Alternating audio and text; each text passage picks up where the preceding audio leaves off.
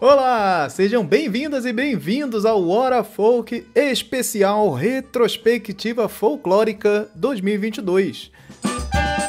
Reuni esse grande coletivo folclórico para relembrar as principais notícias comentadas no programa durante o ano. Este episódio ele tá meio diferente porque ele foi dividido em 3 partes. Então vai ter o primeiro, segundo semestre e uma terceira parte para falar só das expectativas para 2023. Eu sou Anderson Alvaz e estou junto com Lorena Herrero, Andrioli Costa, Ian Fraser, Otoniel Oliveira e Welita Macedo.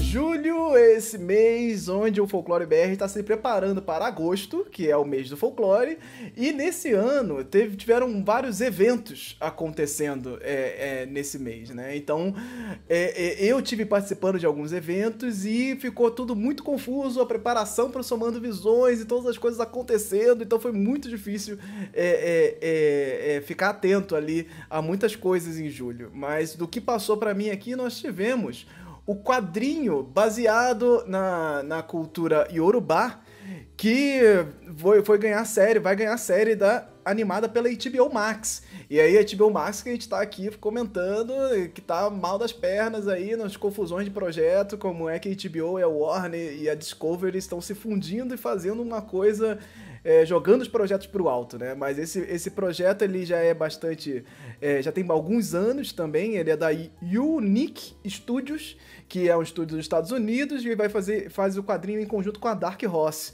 E aí o Yanu, Child of Wonder, a Filha das Maravilhas, né, é esse quadrinho que vai ganhar aí essa série animada, com a produção, inclusive, da galera que ganhou lá o melhor curta-metragem por Rare Love em 2020.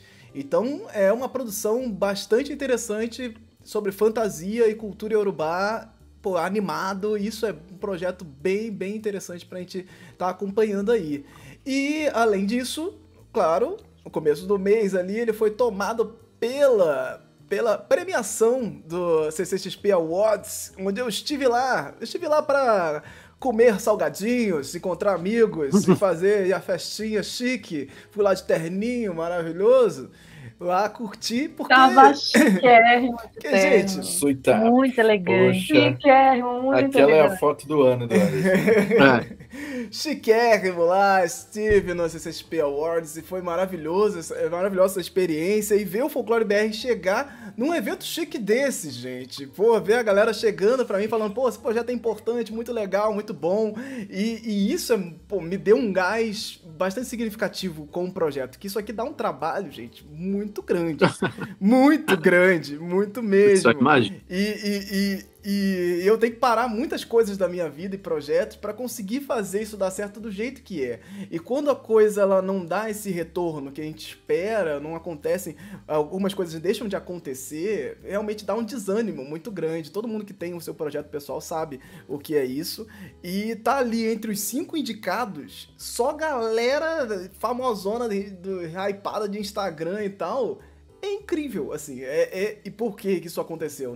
A premiação, ela não é somente votação popular. Então, assim, quando é votação popular, os mais famosos entram no meio, mas tem os jurados, e os jurados escolheram ali, em sua maioria, o Folclore BR como um dos 5 indicados ali no Criador Revelação. Então isso foi incrível, assim. Então ver a galera olhando pro projeto falando, pô, isso aqui é bacana, precisa estar aqui, já dá um gás enorme, e foi maravilhoso. Não tem como não agradecer aí a primeira CCXP Awards pela essa oportunidade, mas quem levou a estatueta no final foi o Rafael, que é o Rafael Vicente, que é um criador de conteúdo absurdo. Ele mereceu demais, era pra quem eu inclusive estava torcendo, porque o cara é gigante. Fez o Waka Waka agora? Ele fez agora o Waka Waka aí na Copa. Que não é brincadeira, não. Não é brincadeira, lindo. Rafael Vicente merece demais esse prêmio, porque ele realmente é um criador de destaque nesse ano. De fato, era uma pessoa brilhante, que não estava lá, inclusive, não conheci, ele infelizmente não foi pro evento, mas é incrível. Então, Uma coisa que eu queria e não aconteceu é que essa categoria, ela não entrou no telão ali, sabe? Ela foi aquela categoria dos Oscar que é falada antes do Oscar começar, sabe? Que é o ganhador. Ela saiu por fora. Então Sério? não tive esse momento ali, ó, aparecer no telão, falar quem foi o vencedor. Infelizmente não aconteceu, então não teve esse corte. Mas isso vai mudar. Temos aí o ano que vem aí, 2023, pra ver isso acontecer, gente. Então foi esse o nosso Júlio. Por favor, galera que faz... desculpa, você ainda tá falando dos negócios, eu falo depois. Não, finalizou. Júlio realmente foi bem curtinho. Galera que faz evento, não menospreza suas próprias categorias, não crie subcategorias na sua categoria. Se você vai fazer telão para o que é o Pica das Galáxias, faz para todas as categorias, velho. Porque senão você subvaloriza uma coisa que você mesmo criou, pô. Eu não consigo entender isso, não consigo entender. Mas essa é a velha disputa do mercado. Mas o Oscar faz isso porque ele considera categorias cinematográficas mais importantes do que outras. É um absurdo mesmo. E outras premiações seguem esse exemplo, infelizmente. Sim. A CCXP também.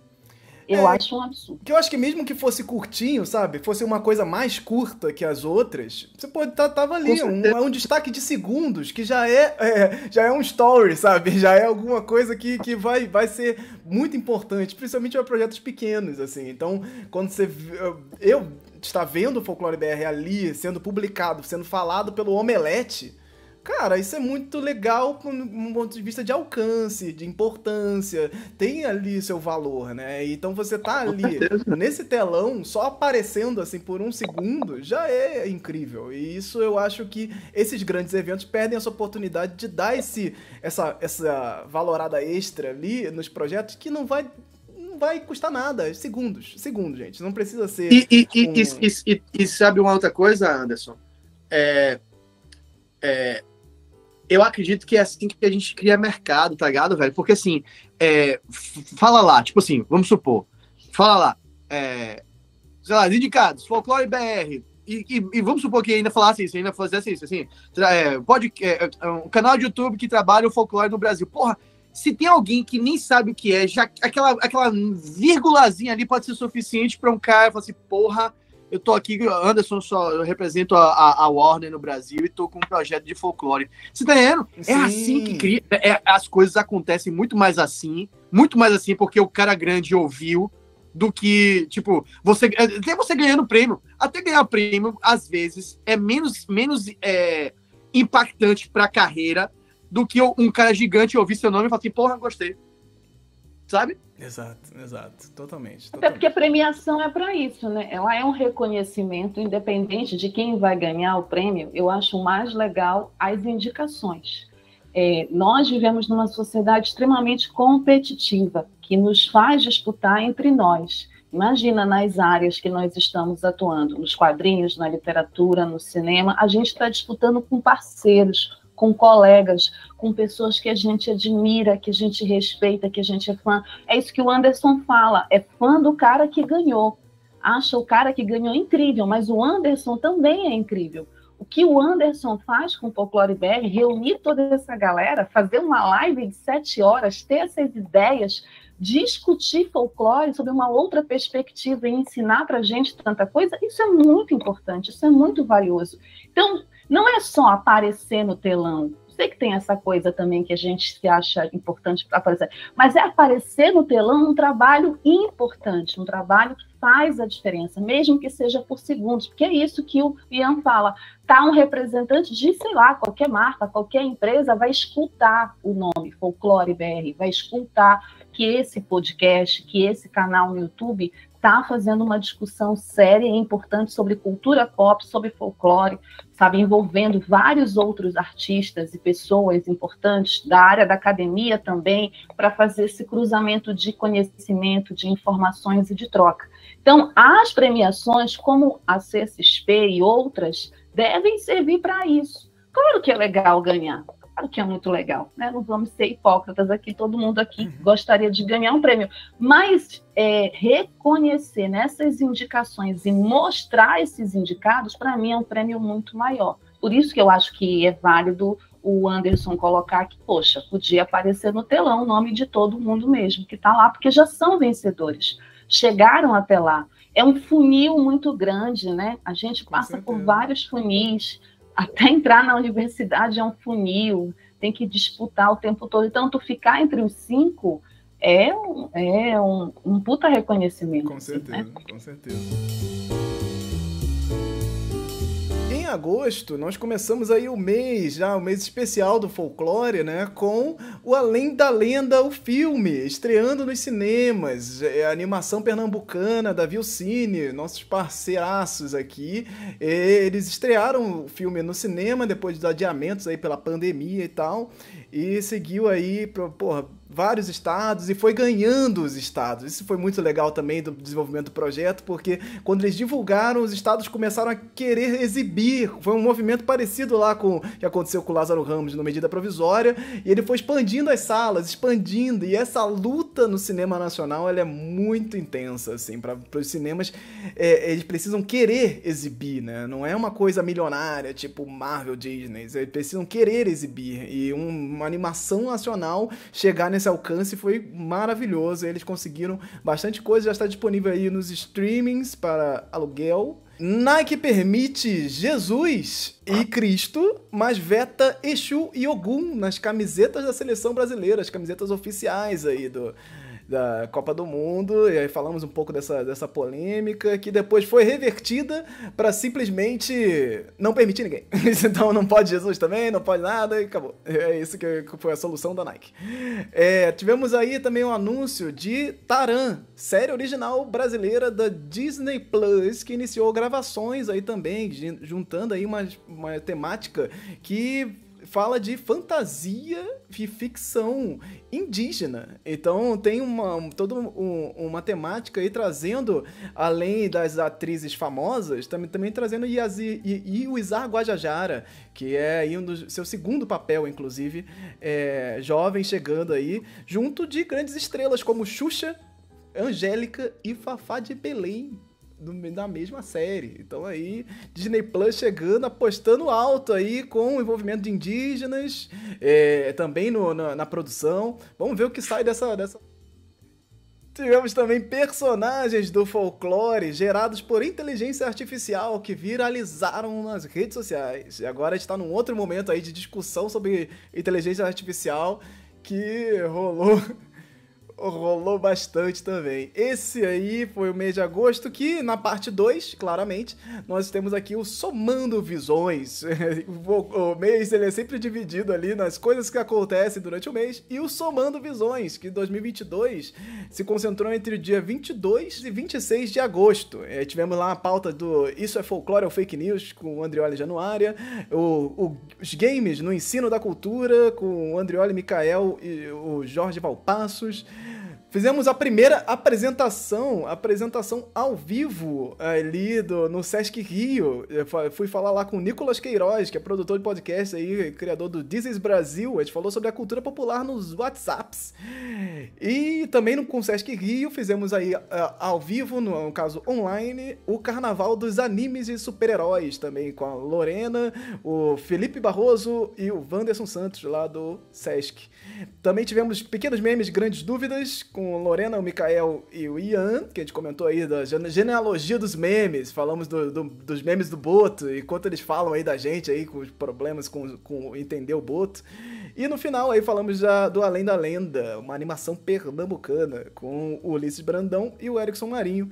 Foi aí finalizando o Somando Visões 2022, mais uma vez acontecendo aí a duras penas, sangrando, mas aconteceu, gente. Aí já estamos indo para a sétima edição do Somando Visões, gente. São 7 anos fazendo isso, gente. Isso é muito... Eita, muito na de 10 anos tem que ser presencial. Ai, ó, antes, hein? Ó, vamos botar antes isso aí, hein? Vamos botar antes. Esse ano, 2023. Então, esse foi agosto. Agosto especial, não é, hein? Ó, já recebi Dornelles aqui. Tá na hora de receber vocês.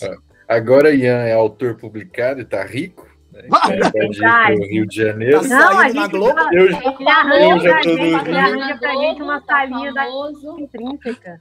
Ai.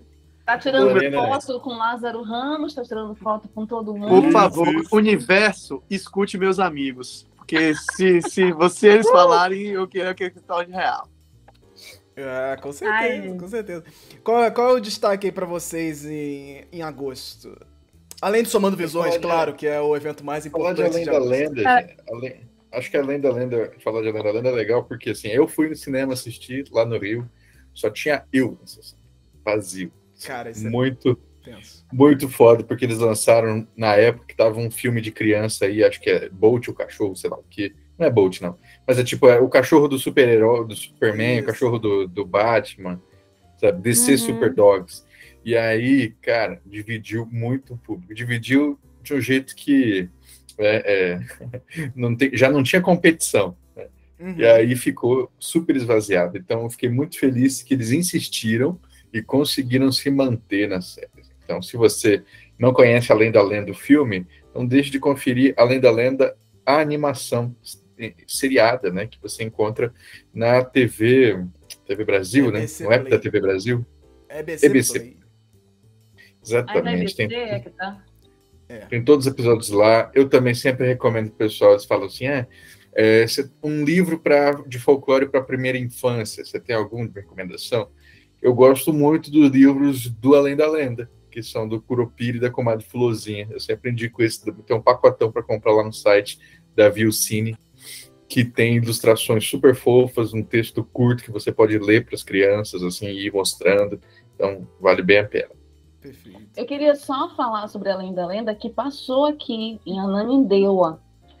Quando vocês falaram, a gente estava até numa live, eu acho, e assim, a Lorena falou, né, sobre essa questão de pedir que o filme passasse, né, nos cinemas, por conta das cotas que a gente tem, que era até uma coisa que depois eu fui ver, e de fato tem essas cotas, né, e a gente pode e deve exigir isso, que os filmes nacionais passem. E aí eu fui seguir a página deles no Instagram e saiu a programação, e eu fiquei muito feliz porque ficou em Ananindeua, não veio para Belém, infelizmente. E por questões da minha vida eu não consegui ir assistir, quero muito ainda assistir, mas eu fiquei muito feliz de ter passado em Ananindeua, num shopping que tem. Ananindeua faz parte, é uma cidade aqui, né, do Pará, região metropolitana de Belém. E acho muito triste isso, né, Andreoli, que aconteceu lá no cinema no Rio, foi no Rio? Mas é um reflexo ainda dessa questão da divulgação, né, de uma divulgação maior, né, também uma distribuição, um acesso maior que o público tem que ter em relação a esses produtos. Sim. Então, eu acho que o importante foi eles terem mantido mesmo essa questão, vamos né, comprar, vamos exibir no máximo de cidades que a gente conseguir, para as pessoas que de fato tiverem interesse em assistir. Então, também queria destacar que aqui no Pará conseguiram exibi-lo lá em Ananindeua. E assim, eu já tinha visto o filme, eu fui para dar uma força. Sim. Então é isso, gente. A gente quer aquecer o mercado, a gente tem que fazer parte desse mercado. Pois né? Aqui em Juiz de Fora não passou, não consegui ir para o Rio de Janeiro assistir e, infelizmente, eu acabei só assistindo dessa forma digital que eles mandaram pra gente, que inclusive no final, lá nos finais dos créditos, pós-crédito, tem um agradecimento a mim e ao Folclore BR. Olha aí que maravilha. Tá lá nos créditos do filme. Elegante. A gente apoiou bastante aí a divulgação, a gente fez um suporte bem significativo para a galera da Vilcine. Isso desde do início lá, né? Eles participaram, inclusive, do primeiro Somando Visões. O Ulisses estava lá falando de animações brasileiras e tal. Então é muito importante pra gente essa animação, porque ela tem todos os traços que a gente sente falta, né? A primeira longa de animação pernambucano, gente. Olha o peso que essa galera tá levando, sabe? Isso é muito maravilhoso, isso é muito incrível, você tomar essa frente ali. E, pô, foi bem legal. Eu espero que a Vilcine mantenha o projeto, eles estão com a segunda temporada, já o filme, o segundo filme também em andamento aí. E eu espero que eles consigam mais coisas aí no futuro, mais investimento ainda, porque são coisas mínimas, sabe? A gente não consegue fazer as pessoas entenderem que existe um filme brasileiro em cartaz. Como é que as pessoas vão assistir, né? Como é que vai ser um fenômeno do nada, se a pessoa não consegue nem saber que ele existe? Tem um tripé aí, assim, que quando a gente fala de cultura, a gente precisa entender que um é a produção, outro é uma divulgação, assim, divulgação até não só do marketing, porque, por exemplo, um filme mainstream blockbuster tem tipo o mesmo orçamento que eles tiveram para produção, eles têm para uma divulgação, para marketing, para distribuição, para localização de mercado e tal. Mas a gente tem também o lance da premiação, que é o espaço que, por exemplo, eventos como a CCXP vem, né? Então, falar assim, olha, tal, os melhores do ano e tal, e eventos que premiem. Então, a premiação e uma divulgação de um lugar como para discutir aquele filme, que é um lance que, por exemplo, a Cidade Invisível ficou muito feliz, assim, pô, então tem aquele espaço lá que está falando da gente, vamos, mesmo que seja alguma a parte da crítica, mas falando. Quando a gente não tem isso, parece que aquele acontecimento da indústria cultural ele não acontece. O acontecimento ele precisa dessa dinâmica, tanto do boca a boca, quanto dessa valorização, de uma certa forma, aí, um tipo de competição. Eu sei que sempre é abstrato, competições são abstratas, mas essa dinâmica, assim, disso acontecer faz muito sentido. Então, é muito cruel quando a gente tem um produto nacional e com um alcance muito limitado de mercado, competir com o Super Pet, DC Super Pet. Então, aí é uma franquia de 50 anos, de um marketing à torto e à direito, com outras coisas, de produtos relacionados. É uma crueldade muito grande, e é por isso que é tão necessário esse aspecto de resistência, porque é nessa perspectiva de resistência que a gente também vê outras formas de contar a história. Que é a gente não precisa reproduzir modelos, porque, voltando um pouco no tempo, né, para janeiro, e a Flor é muito uma repetição de modelos. Então, se a gente fica numa lógica de repetir modelos, de super-heróis e tal, porque o mercado gosta disso, não quer dizer que isso vá ser sucesso e não quer dizer que isso vá para frente. Mas precisa muito a gente... Aqui em Macapá, por exemplo, eu estava aqui na época, não passou, não tem cinema que eu soubesse que tivesse passado. Por causa dessa crueldade, assim, de olhar para um aspecto comercial e não para um aspecto de formação, de estrutura de mercado. Vamos lá para o nosso setembro. Setembro nós tivemos aqui um mês para discutir sobre o encontro de várias grandes produções que causaram certa polêmica aí nas redes sociais. Pequena Sereia, Sandman, Senhor dos Anéis e A Casa do Dragão levantaram questionamentos quanto à representação de certos personagens no universo da fantasia dentro dessa cultura pop. Então comentamos um pouco sobre isso, como os nerdolas ficaram bastante ouriçados em 2022 e esses questionamentos sobre até um cachorro pug, ele foi questionado no universo do Game of Thrones. É tipo, gente, tem dragões, você percebeu? É mais pug, não, pug é absurdo. A gente reclamando do pug que apareceu. Enfim, foi um ano bastante complicado pra galera que quer que acabe a lacração. Foi muita lacração esse ano e o pessoal teve overdose. O pug foi a gota d'água, cara, da lacração aí. Não aguentaram. E tivemos o bicentenário da independência, o 7 de setembro, que aí juntou a questão do patriotismo bolsonarista e que o patriotismo bolsonarista nem ligou pro bicentenário da independência. Então passou batidaço no meio de um monte de discussão tosca e o bicentenário mesmo não foi nem discutido. Então, né, a galera não tava nem aí para isso acontecer, só usou isso como palco e não deu em absolutamente nada produtivo.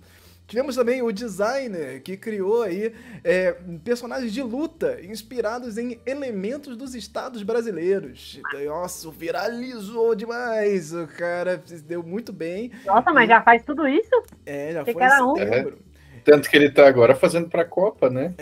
Fez verdade. Jobim pra Copa, então foi bem legal também. Tivemos o Sairé 2022, aconteceu lá o Boto Tucuxi, que foi campeão do Festival dos Botos, com o tema Amor que Faz a Tradição.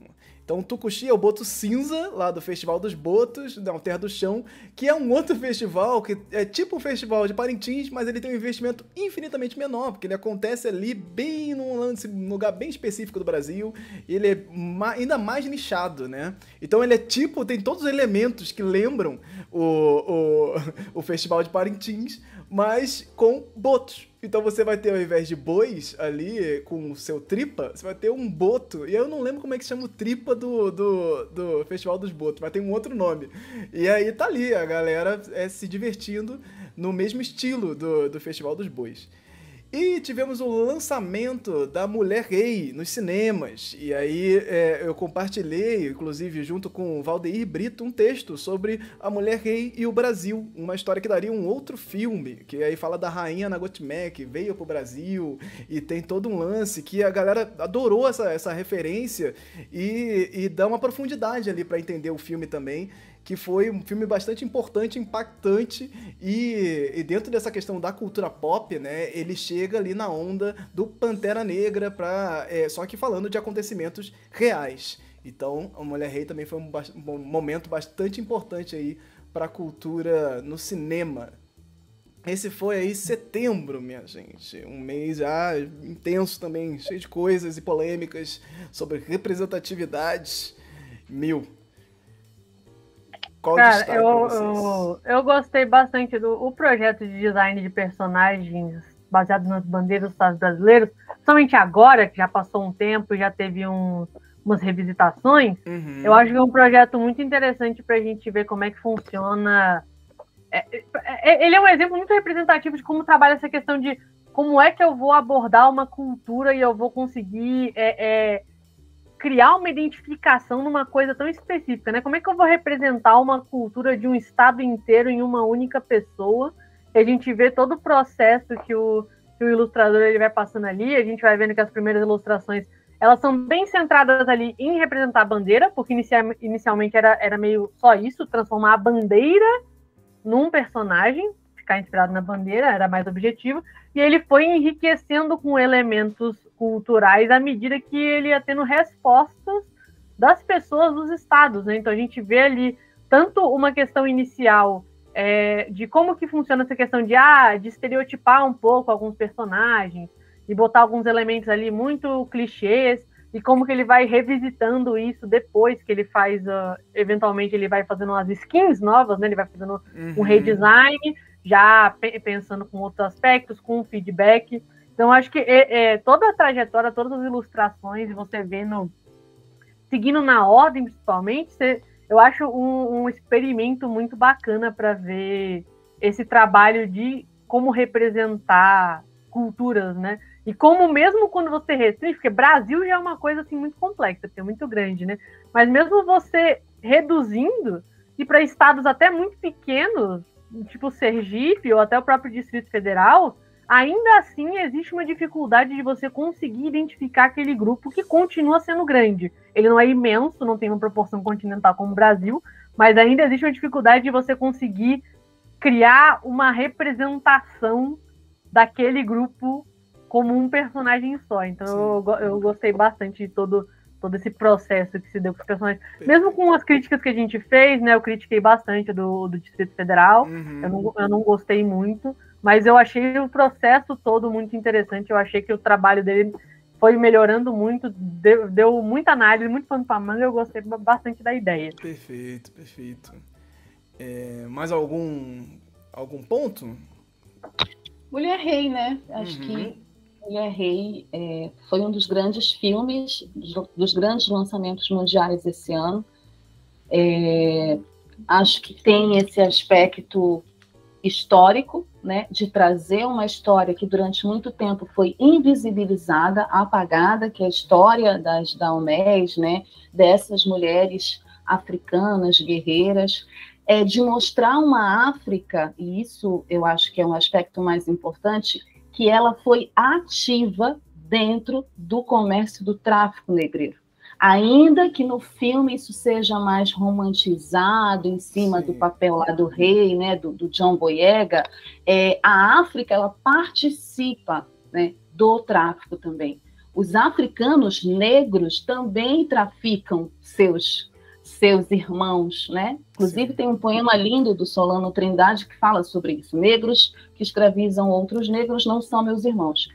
E esse aspecto eu acho que é importante, o aspecto histórico do filme, ter uma mulher à frente como produtora, Viola Davis, o poder da Viola Davis hoje na indústria, né? Essa força que ela tem como atriz, que ela acaba inspirando as atrizes daqui, como a gente já falou, a Camila Pitanga, a Thaís Araújo. Sim. Então, esse poder dela de negociar com a indústria, de negociar com os estúdios, de negociar com a empresa, sabe? E de dizer assim, na cara dura, porque ela é muito honesta. Eu gosto muito da Viola, porque ela é honesta, né? Ela está na indústria, ela quer fazer parte daquilo, mas também ela critica, né? E ela bota a cara dela a tapa. Então, ela diz, se vocês vão assistir filmes de super-heróis, e vocês gostam disso, vão assistir filmes de mulheres negras também. Exato. Vão assistir essas mulheres lá. Por que vocês não vão assistir? Qual é o problema, né? Ela questiona isso. Então, acho que isso é importante. E aí tem um ponto muito importante nesse lance que a gente estava até conversando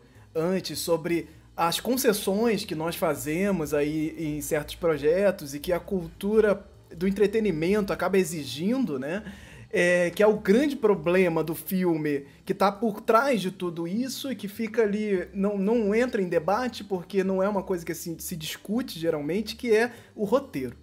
O roteiro do filme, ele é claramente a concessão para o filme acontecer. Ele é roteirizado por 2 mulheres brancas. Ok, elas podem ter pesquisas sobre isso, alguma coisa assim? Não tem. Uma delas, inclusive, é o primeiro trabalho dela como roteirista. É embasbacante, assim. É de você olhar e falar, cara, o que aconteceu aqui? E elas deram entrevistas sobre o filme e não chegam a comentar em nenhum momento nenhum tipo de referência direta. Tais pessoas que eu conversei, tais pesquisadores e tal, porque elas não se sentem nesse dever de falar sobre o porquê elas estão ali. Então, é muito delicado, muito estranho. Isso fica com uma cara de que foi uma demanda de estúdio pro filme acontecer e tal, porque o filme tem toda a abertura pra isso, gente. Pelo menos você botar uma roteirista negra. Pô, o filme, ele dialoga muito com esse impacto na cultura pop, né? Esse impacto do cinema, do entretenimento. Pô, tem uma produtora negra que tá abraçando, tem uma diretora negra que tá ali lutando com vários filmes relacionados a temáticas raciais e tal. E você meter uma dessa... E tanto que quando a Viola vai falar em entrevista sobre isso, ela fala o quanto ela lutou pela produção, pela direção, pelas atrizes, mas ela não cita em nenhum momento sobre o roteiro. Ela não fala sobre o roteiro. Porque a luta dela na produção, na direção e nas outras coisas era para compensar o roteiro. Gente, isso E era porque demais. É isso, né? Tem uma demais. hora que tu chega no limite das coisas. Tem uma hora que... até o Otto já falou isso para mim uma vez. Se não for desse jeito, não vai. Então, tal, ela tenha entendido, olha, é até aqui. Eu consigo até aqui. Sim. Se eu forçar mais, talvez esse filme não saia. E era importante que o filme saísse. Era importante. Não saiu perfeito. Eu não gosto também. Eu tenho ressalvas. Gente, eu estou fazendo aqui nos filmes que eu tenho ressalvas. Eu tenho ressalvas ao roteiro, eu tenho ressalvas à história. Eu acho que, inclusive, a Viola, que foi indicada agora ao Globo de Ouro de melhor atriz, e provavelmente vai ser indicada ao Oscar, porque tem toda uma torcida e um movimento para isso. Eu acho que a Viola está bem. É uma mulher de 50 e poucos anos, com aquela força física extraordinária, né, com tudo que ela fez pelo filme na frente das câmeras como atriz e principalmente por trás das câmeras. Então, mas ela chegou até onde ela conseguia chegar. Então, acho que isso que tu colocas, Anderson, eu não sei a história dessas mulheres. Assim, eu gostaria de saber mais, por que elas estão ali, porque também é delicado para mim, né? São mulheres roteiristas, a gente sabe o quão difícil é mulheres chegarem a assinar roteiro numa indústria extremamente machista, racista, né? Então, assim, não sei a história delas. Eu acho que é muito pertinente o que tu colocas, mas eu acho que o filme aconteceu está dentro do zeitgeist, está dentro Sim, desse sim. espírito de filmes relevantes, né? Como a gente estava falando do Medida Provisória, agora Mulher Rei. Mas tem uma hora que tu vai com a luta até aqui, sabe? Olha, eu consigo isso aqui, e é isso, e vamos fazer com que a gente tem. E lá na frente a gente vai continuar lutando e brigando por outras coisas tão importantes quanto. Me incomodou quando a galera ficava reclamando da cena das mulheres se juntando em Vingadores, o último filme que eu esqueci. Ah, forçaram assim, velho, você vê homens se juntando o tempo todo. Sabe? Tá, tem um objetivo de ser. Tem um objetivo claro. Claro que tem, velho. Uhum. Mas é porque não, a ausência disso precisa ser uma coisa que tem que ser forçada e pensada, caceta. Não, Então, se você reclamar disso, se você gasta sua energia reclamando disso, aí o que vai acontecer? O próximo diretor vai falar, sabe de uma coisa, velho? Nem quando a gente tenta, a gente consegue nessa porra. Sabe? Tipo, tem hora que a reclamação vira contra o próprio produtor. Então, assim, eu achei aquela cena do caralho. Veio do nada? Beleza, veio do nada. Mas é melhor que exista ela, mostrando, porra, mulheres podem se juntar, mulheres fortes, do que ficar, poxa, essa sociedade do Social Justice Warriors tá foda, tá quebrando todos os meus filmes. Tem que ter agora todos os momentos da lacração. Vamos seguir, mas essa pauta também é uma pauta recorrente e ela vai em direção a essa questão do quão importante é esses pequenos movimentos. São pequenos movimentos que não fazem nenhuma, não deveriam fazer nenhuma rachadura nessa cultura pop, nesse universo do entretenimento, mas faz. E por que faz? É aí que a gente é o ponto mais importante de discussão. Por que uma coisa dessa que acontece em segundos pode quebrar um filme inteiro e falar que aquele filme é lacração do começo ao fim? Aquele rolê do filme do Buzz Lightyear, né? Só fazendo esse ponto rapidão. Uhum. Eu vi até... O melhor comentário que eu tinha visto sobre isso foi de um pai que foi assistir. Ele tinha uma galera que é ali fazendo uma série de comentários homofóbicos. Não, porque é um absurdo, porque aconteceu essa cena gay no filme, não sei o quê. E o pai tava tipo, caramba, deve ter acontecido alguma coisa muito sinistra pra galera tá puta. É tipo, meio segundo que as mulheres dão um beijo e ele tá tipo, gente, é só isso que vocês... É só por causa disso que vocês estão reclamando? Ó, Pantera Negra deixou, Pantera Negra do Wakanda pra sempre deixou de ser exibido em países por conta de uma cena que se você não presta atenção, você não percebe.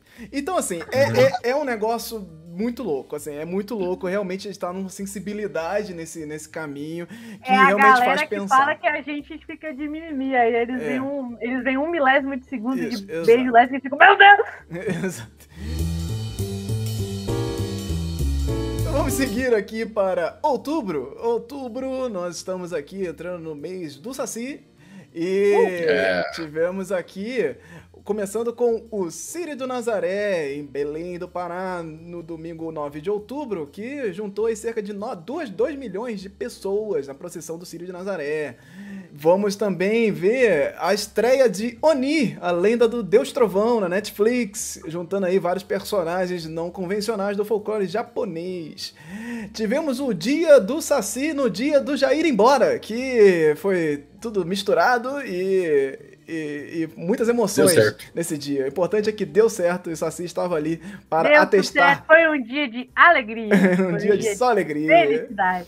Foi muito legal. E aí a gente voltou pro Joga Folk RPG, para nossa última sessão, a sessão 5, Corações Perdidos, parte 1 e 2. Em homenagem aí ao mês das crianças e ao dia do Saci, tendo como base aí o jogo Kids on Bikes. E foi divertidíssimo também. Então temos aí o mês de outubro. Esse foi o meu predileto. Esse foi o meu show. Gente, eu nunca joguei RPG. Olha, não fala isso. Não fala isso. Eu nunca joguei. Não fala isso. Tá decidido já. Já se convidou. Eu tô aqui com inveja de vocês que estão falando aqui. Eu nunca joguei. Eu sempre tive amigos que jogam, eu acompanhava, namorados, mas nunca joguei. Se convidou. RPG e dançar quadrilha são 2 traumas.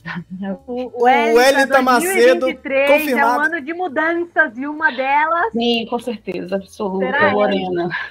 E o Taniel, com essa espada gigante ali, se falar que nunca jogou RPG, é mentira. Tá errado. Já ganhei anos da minha vida. Ah, bom.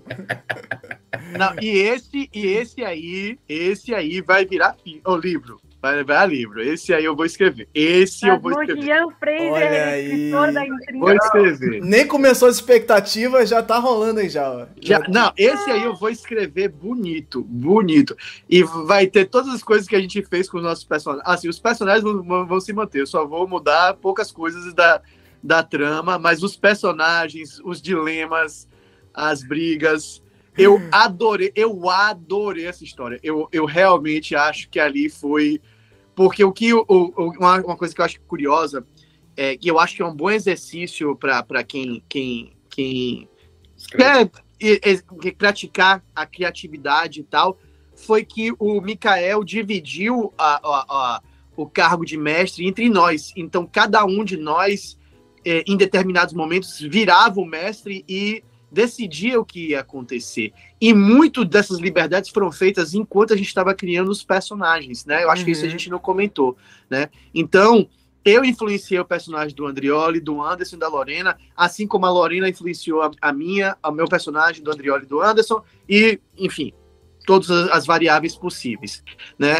Então, é muito gostoso que quando você perde esse controle quando você perde o controle de escolher, você ganha a possibilidade de se adaptar, que é uma outra coisa, é uma outra habilidade que vai acessar outra parte do seu cérebro e você cria vínculos muito diferentes.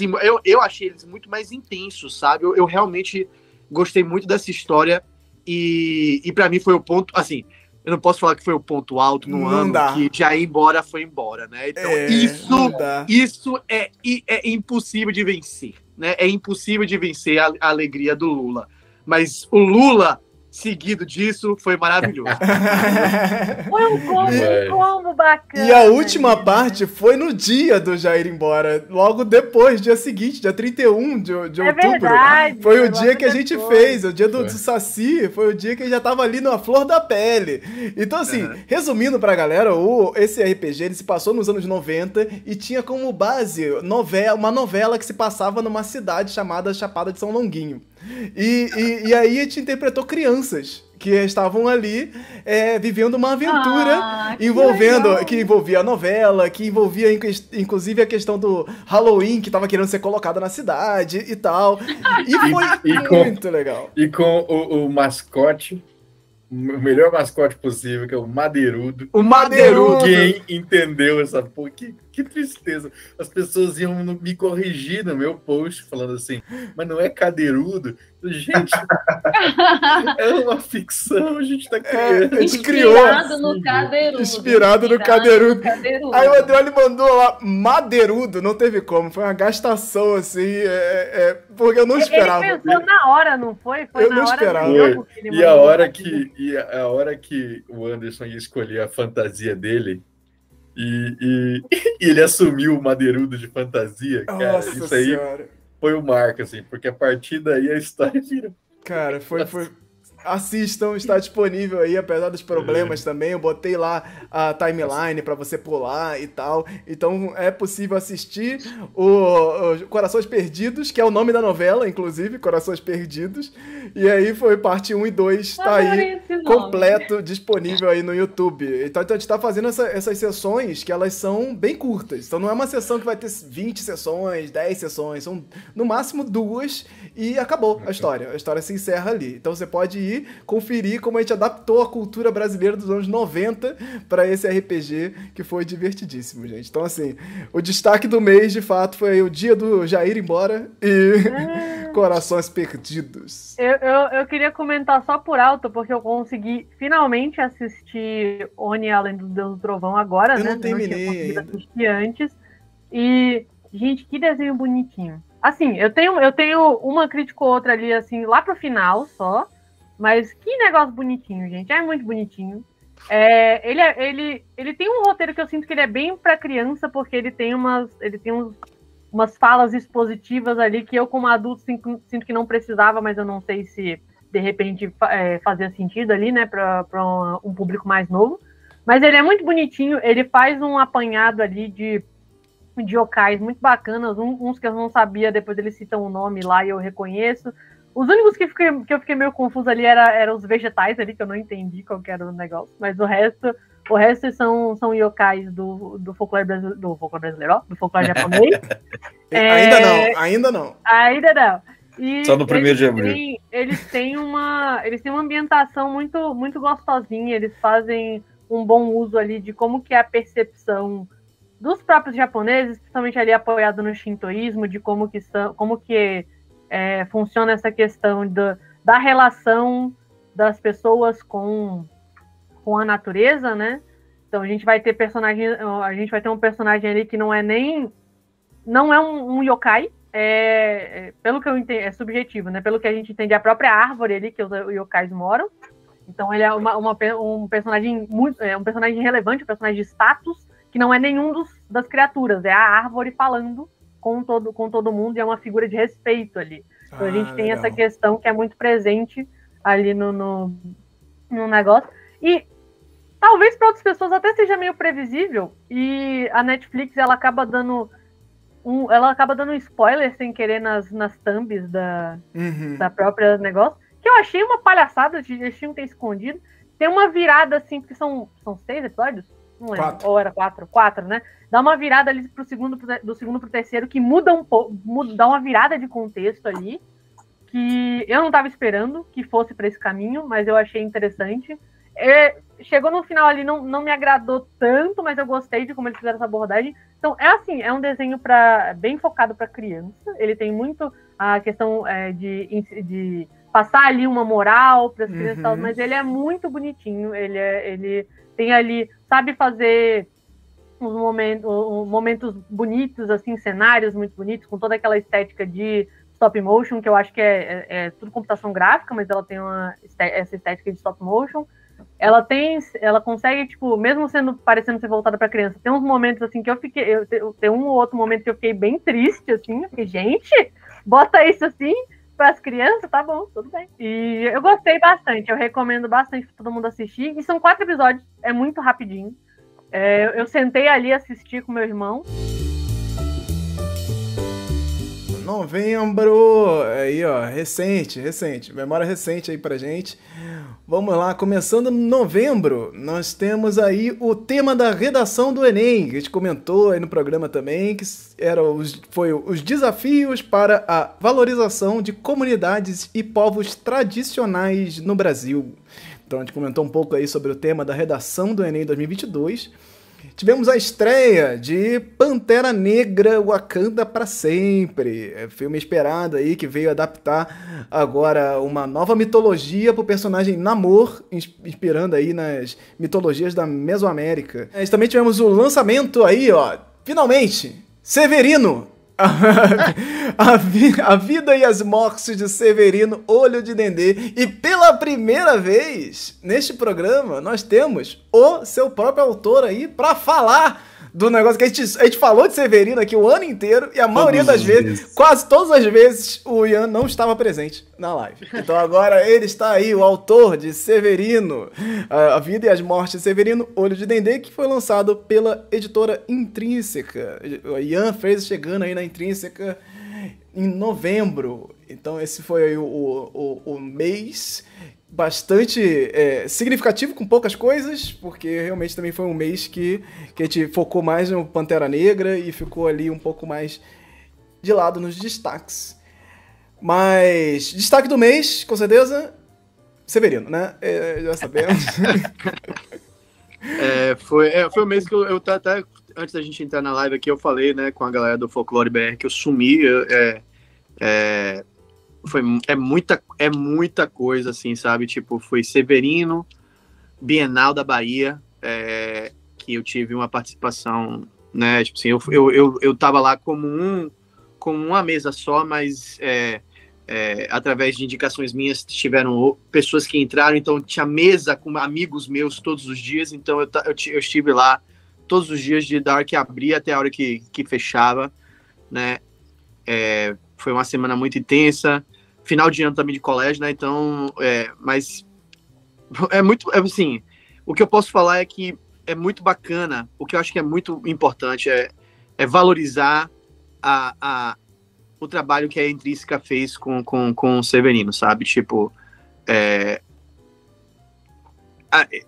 vocês, melhor do que ninguém conhece, sabem como eu tava cansado e desgostoso com a ideia do Catarse, viver disso e ser esse cara que faz tudo do livro e querendo uma editora e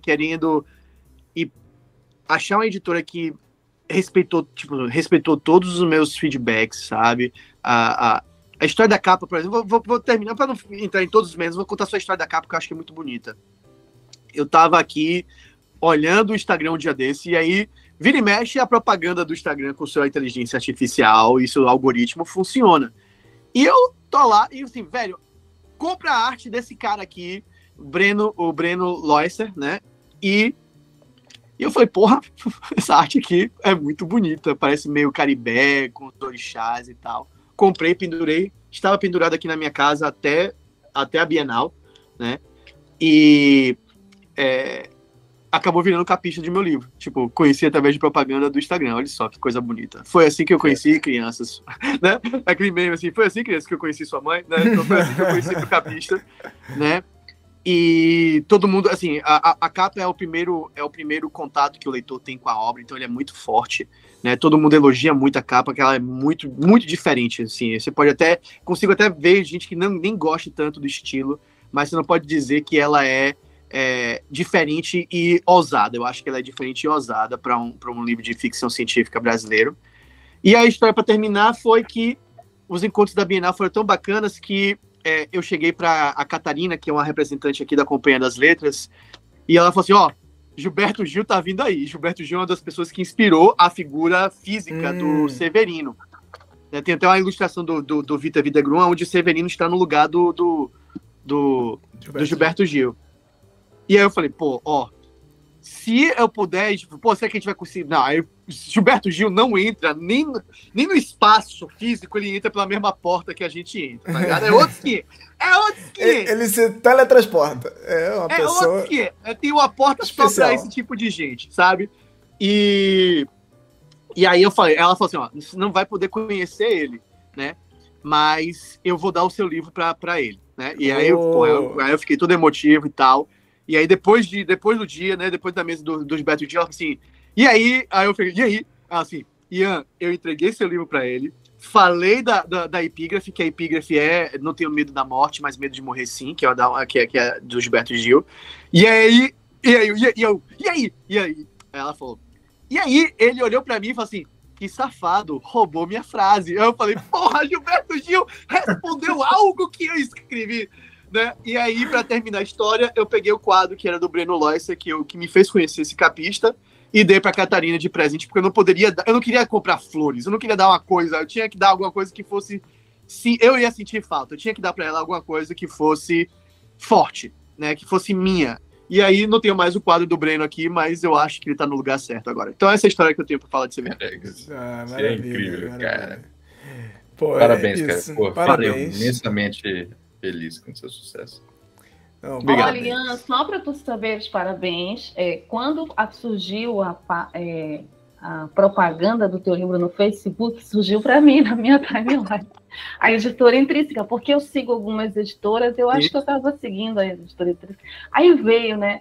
Aí eu falei, eu conheço esse livro. Aí eu fui lá e dei o coração, e aí eu escrevi assim, conheço este autor. Mano, umas 50 curtidas. Olha isso! Só por dizer, pra editora Intrínseca que eu conheci. O Ian vai ser o verificado. Eu tinha printado e te mandado. Mas olha, eu te mandei já faz um tempo um direct no Twitter te perguntando do livro e tu me ignoraste. É famoso, porque é famoso.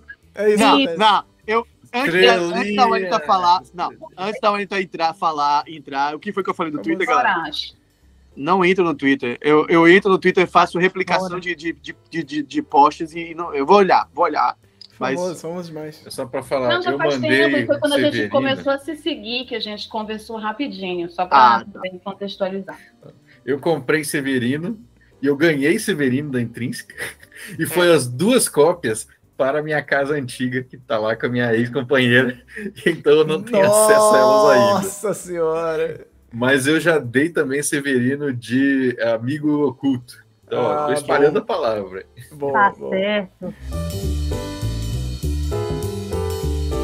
Dezembro, o que nós tivemos aí? Começando em dezembro, o lançamento do jogo Eu Sou Jesus. O game onde você é Jesus. Sim, é o jogo de Jesus. E a gente falou desse simulador de Jesus, comentou brevemente aí também, que lançou esse prólogo aí no dia 1º de dezembro.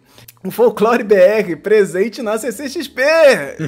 Eu estava lá no Arts Alley com minhas artes e levando a palavra do Folclore BR para as pessoas que passavam por lá.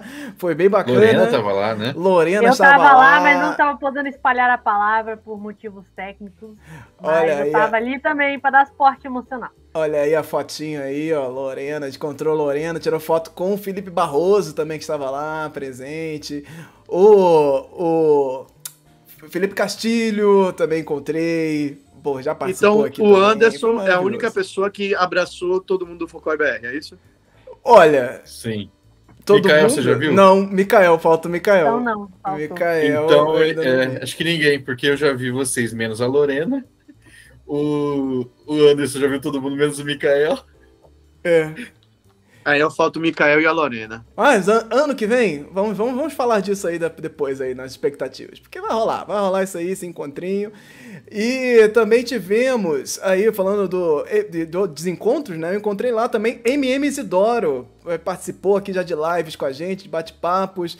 Ele é gigante, o cara está super simpático, acessível, gente finíssima. Ele estava lá no stand da Globoplay, lançando aí Eles Estão Aqui, ficção científica indígena que se passa no Pará dos anos 70. Então, um projeto importantíssimo aí, que fala aí da Operação Prato, que é considerada o segundo maior evento ufológico do século XX. Então ele é inspirado nisso, vai contar a história aí de uma indígena que se vê em um momento onde ela não sabe se tem mais medo dos militares ou dos aliens, né? Então é um podcast narrativo, né, que vai chegar aí pela exclusividade na Globoplay, e é uma coisa que é daquele tipo de projeto que chega com um podcast com vontade de ir ao vivo, né, para ir ali chegar numa série de TV. Então vamos ver se esse projeto vai pra frente, vamos torcer muito, tá em breve chegando aí, eu acho que em janeiro já chega aí pra gente nos principais plataformas de áudio. E finalizando aí, bem recentemente, tivemos Margarete Menezes anunciada aí para assumir o retorno do Ministério da Cultura no governo Lula, gente. A ressurreição do Ministério da Cultura, depois de tanto tempo aí colocado de escanteio, né, que rebaixado para a secretaria que era a secretaria que é associada ao Ministério do Turismo. Turismo. Então, assim, o Secretaria Especial da Cultura era esse cantinho ali, e que inclusive teve 6 pessoas que passaram pela secretaria, e a gente não sabe metade da galera que passa por lá, e aí a gente lembra de nomes bizarros, como a Regina Duarte, lembra o Ricardo Alvim, que saiu lá no comecinho também, fazendo discurso nazista. Pô, gente do céu. E esse Frias aí. O Mário Frias, né? O Mário Frias, que também assustador ali, contra Lei Rouanet, batendo em tudo que é possível. Então foi uns 4 anos bastante sofridos para a área da cultura no Brasil, para a área que congelou, inclusive, durante esse período, por vários motivos. A pandemia é um deles, porque parece que a pandemia também parou tudo e acabou. A pandemia é um dos motivos que fez a cultura ficar aí na situação delicada, né? Teve editais que só foram pagos pelos artistas, por exemplo, os editais da Ancine, por ação judicial coletiva dos aprovados. Todos que eu conheço só foram tiveram que ser judicializados, né? Exatamente. Não, assim, as coisas que aconteceram por insistência desses produtores que são guerreiros, né? Porque conseguiram fazer essas coisas irem para frente, assim. Então, eu tenho grandes expectativas que os próximos 4 anos as coisas vão ser muito melhores para todos, para nós, mas especialmente para todos. E eu queria lembrar uma coisa também que eu comentei no Twitter esses dias, né? O pessoal estava falando de Margareth Menezes como se, assim, uma artista no Ministério da Cultura. Eu não sei se vocês lembram, Gil foi ministro da Cultura. E no Ministério do Gil, né, na pauta, quando o Gil ocupava a pauta, foi que surgiu um dos projetos mais inovadores da gestão pública, que foram os pontos de cultura, né? Uma criação com suporte do Célio Turino, para dar crédito a todo mundo. E, por exemplo, os pontos de cultura, eles construíram espaços para formação de multiplicadores em cada rincão, né, do Brasil, inclusive em Campo Grande, a minha cidade natal. E se não fosse um ponto de cultura, foi lá que eu fiz oficinas gratuitas de escrita de edital, fiz oficinas gratuitas de edição, de roteiro, fiz 200 horas de curso de cinema de graça em um ponto de cultura. O que é isso? E foi fazendo isso que eu escrevi o roteiro do meu curta sobre tesouros enterrados no Paraguai, que virou a inspiração para o meu projeto de mestrado. Então, quando eu estava refletindo sobre isso, eu pensei, cara, se não fossem essas oportunidades gratuitas que eu tive de pensar arte, pensar cultura, eu não teria academicamente chegado onde eu cheguei. Então, vocês verem como que é muito importante a gente dar essa oportunidade para que as pessoas exerçam a criatividade e encontrem caminhos para fazer isso se espalhar. Então, eu tenho muita expectativa também com Margareth e com todos os que ela vai trazer junto consigo. E Margareth, eu estava conversando com um crushzinho meu, né, aqui de Salvador, ela estava falando que ela conhece Margareth Menezes, né, essa mulher advogada. Ela falando que ela trabalhou com foi o quê, Ian? Deixa eu olhar aqui. Credenciamento dessa instituição, então ela tem anos e anos de gestão cultural, tá ligado? Então, Margareth, ela tem uma instituição aqui, Fábrica Cultural, que atua na Bahia inteira, velho, ajudando, prestando cursos profissionalizantes na área da cultura, tá ligado? Então, assim, porque é claro que quando você pensa em Margareth Menezes, você vai pro lado do axé, você vai pro lado da música e da mulher como artista, né? Mas ela já tem uma vida gerindo projetos culturais extenso, certo? E eu acho que é extremamente importante que a gente tenha pessoas capacitadas, o que ela já mostrou, e que sejam também artistas, porque não basta ser você só um bom administrador, certo? Bons administradores podem fazer trabalhos maravilhosos, mas também podem fazer trabalhos péssimos porque não têm a sensibilidade para entender aquilo que ele está administrando, né? Então, alguém que saiba os pormenores tanto da parte administrativa quanto também da parte de vivência como artista, eu acho que é uma junção maravilhosa. Não só isso, é uma mulher, né? É uma mulher preta ocupando um espaço de salvar a cultura do Brasil. E olha, se tem uma coisa que eu tenho, a única coisa que eu tenho, o mínimo de conforto do Bolsonaro ter tirado o Ministério da Cultura é que a gente não teve Regina Duarte no mesmo cargo que Gilberto Gil, sabe? Pelo menos isso, sabe? Esse é o único confortozinho que eu tiro dessa desgrama toda que saiu daí, tá ligado? Mas, e de novo, voltando pro ponto que eu falei mais cedo, você citou Gilberto Gil, e agora a gente tá falando de Margareth Menezes, de novo, mostrando toda a potência que a gente tem aqui em Salvador e que a gente tem aqui na Bahia, em produzir pessoas e artistas que movimentam o cenário brasileiro como um todo. E quem sabe daqui a um pouco será o Ian Fraser Lima da porra. E é importante. Só um detalhe. Edital Ian Fraser. Porra! Aí vai ser massa. Um detalhe aqui dessa informação, falando de nomes, né? Que foram sondados o nome da atriz Marieta Severo e o Emicida para entrar no cargo de ministra. Fernanda Montenegro também.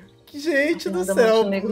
Fernanda Montenegro. Mas Emicida olhou pra isso e falou assim, gente, eu tô na crista da onda, vocês não vão me tirar aqui agora, não. Agora que eu cheguei no povão, todo o Brasil todo mesmo me amando, agora eu saio daqui primeiro. Com certeza. Wellington, fala aí. Não, eu acho, primeiro, que é muito importante que a gente entenda que a gente precisa ter um outro olhar sobre a cultura.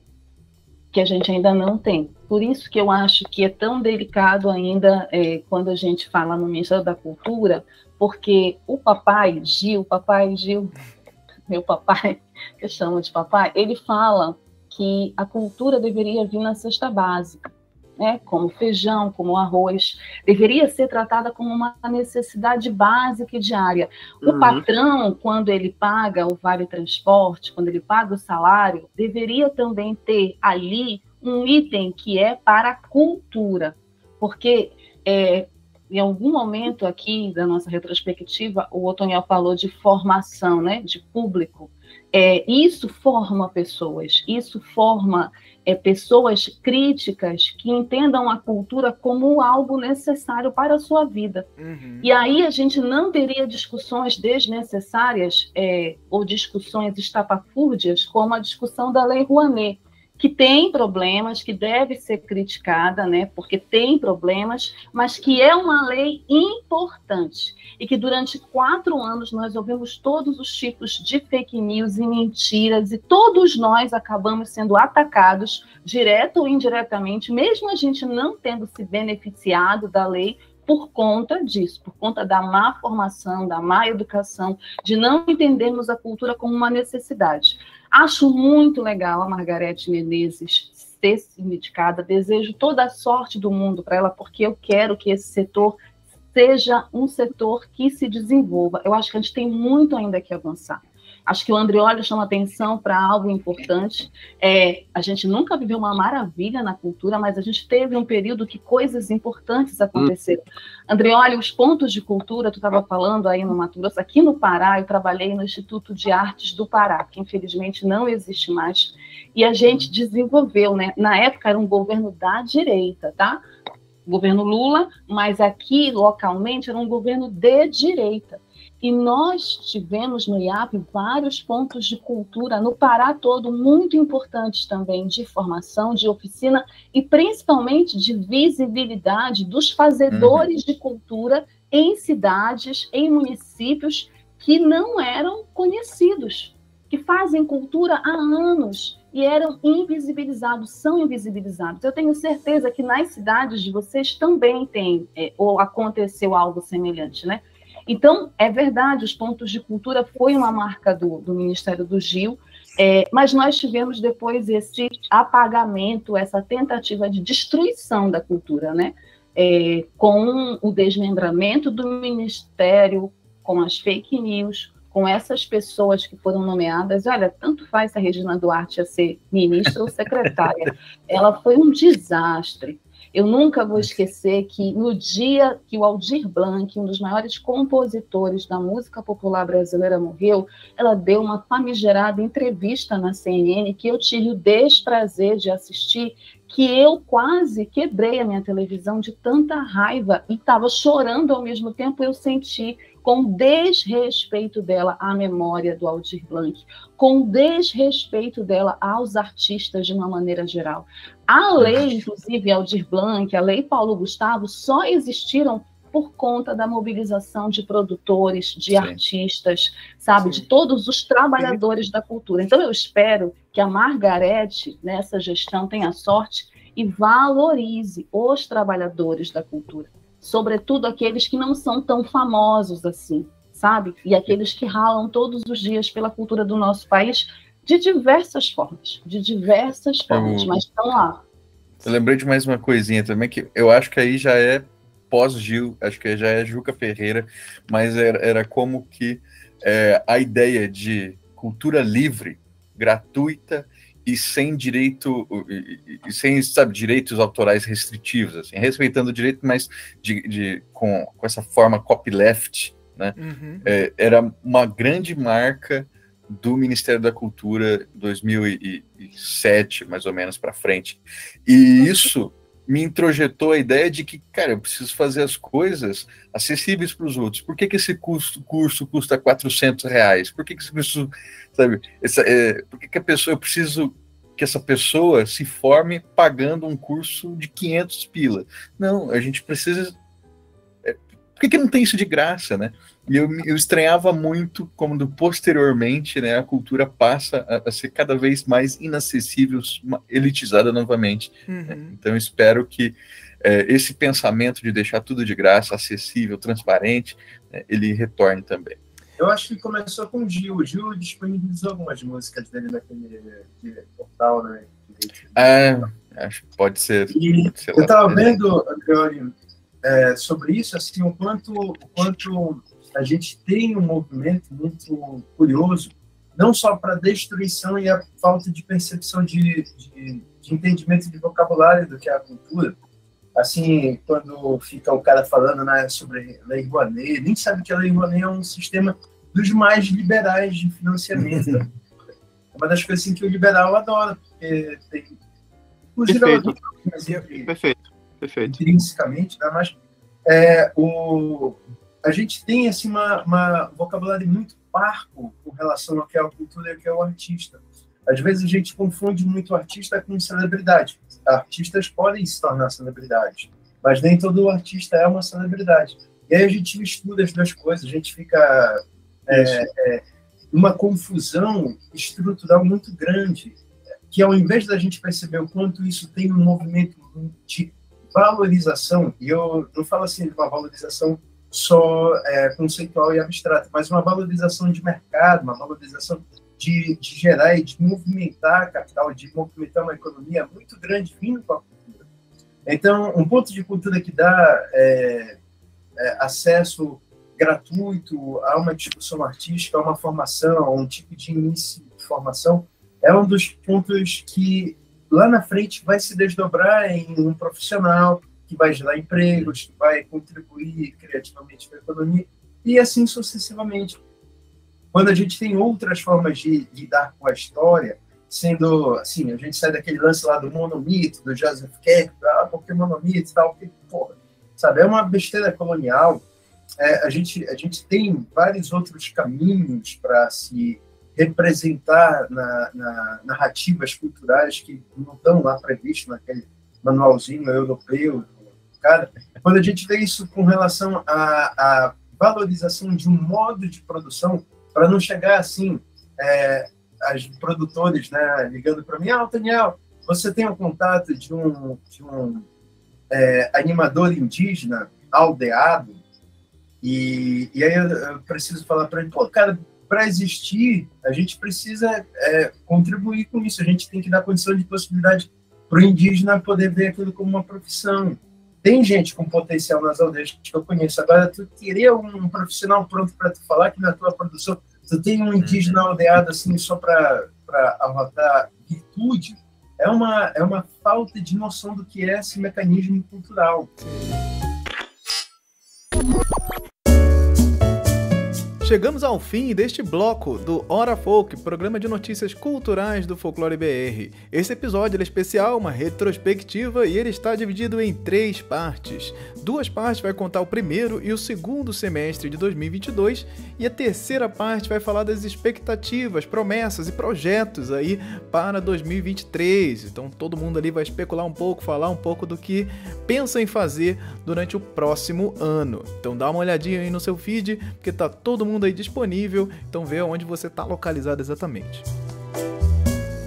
Não deixe de buscar o Folclore BR pelas redes sociais, tem tudo que é lugar aí, né? No TikTok, no Facebook, no Twitter, Instagram, tudo mais. Você busca lá Folclore BR/links, que estão todos os links reunidos ali, é bem fácil de encontrar, então não tem como se perder, aproveita para compartilhar muito, e próximo ano eu quero ver todo mundo aí nesse movimento para o Folclore BR se expandir ainda mais. O ano tá acabando e eu quero aqui deixar o meu agradecimento especialíssimo para os primeiros apoiadores do Folclore BR, né? Então, se você não sabe, você pode também apoiar o Folclore BR de forma independente. O projeto ele é independente, depende muito dessa ajuda. Então, se você puder, você vai lá em catarse.me/folclorebr ou apoie aí individualmente através do Pix na chave olá@folclorebr.com. Então essa ajuda é maravilhosa e eu quero deixar aqui o agradecimento especial a esses primeiros apoiadores que estiveram ali durante 2022 sendo um suporte maravilhoso aqui. Fica aqui meu muitíssimo obrigado para André Kenji Arakaki, Emily Yoshi Sasaki, Família Alves Misfield, Maurício Marim Eidelman e Márcio Luiz Quedinho. Muitíssimo obrigado por vocês ajudarem aqui. Então, se você puder apoiar, vá lá também, dá uma buscadinha aí pelo Folclore BR e apoie como puder, compartilhando, ajudando financeiramente. O importante é você estar aqui com a gente no próximo ano, edificando aqui essas discussões e debates sobre a cultura brasileira. Gente, muitíssimo obrigado, que vocês tenham um ano maravilhoso e nos encontramos por aí, nas redes sociais ou nos próximos programas aí que nós temos pela frente. Feliz Ano Novo, tudo de bom para vocês e até mais. Esse programa foi editado e produzido por mim, Anderson Alvaz.